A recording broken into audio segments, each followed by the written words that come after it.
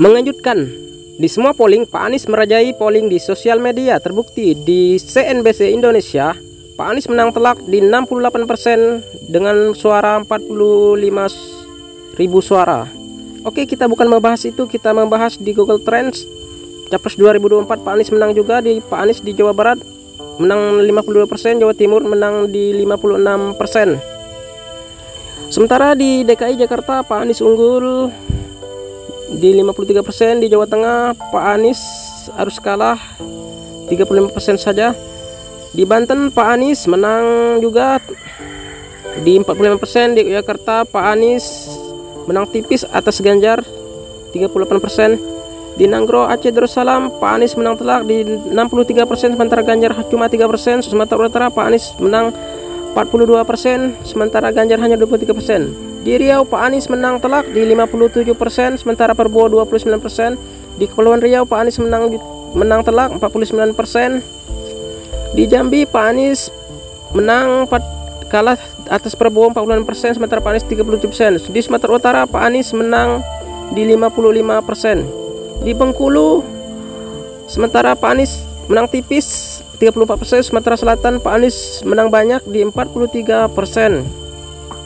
Di Kepulauan Bangka Belitung Pak Anies menang di 44%, di Lampung Pak Anies juga menang di 43%. Oke, di Kalimantan Barat Pak Anies juga menang telak di 46%, di Kalimantan Selatan Pak Anies harus mengakui Prabowo di 47%, sementara Ganjar 21%. Di Kalimantan Timur Pak Anies menang standar di 43%, di Kalimantan Tengah Pak Anies harus kalah tipis atas Prabowo hanya cuma 1%.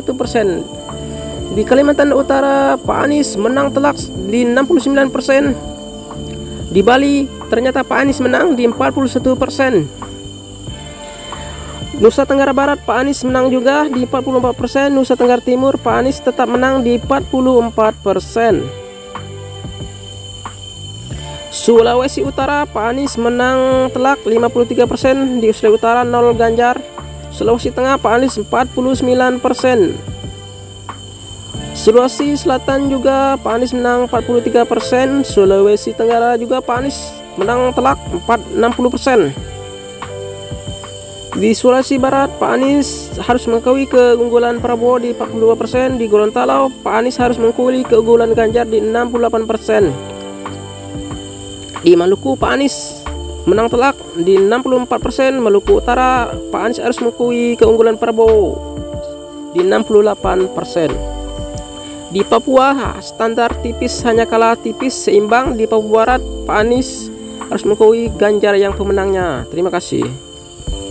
Dan polling terbaru di CNBC Indonesia Pak Anies mengungguli di 68%. Luar biasa.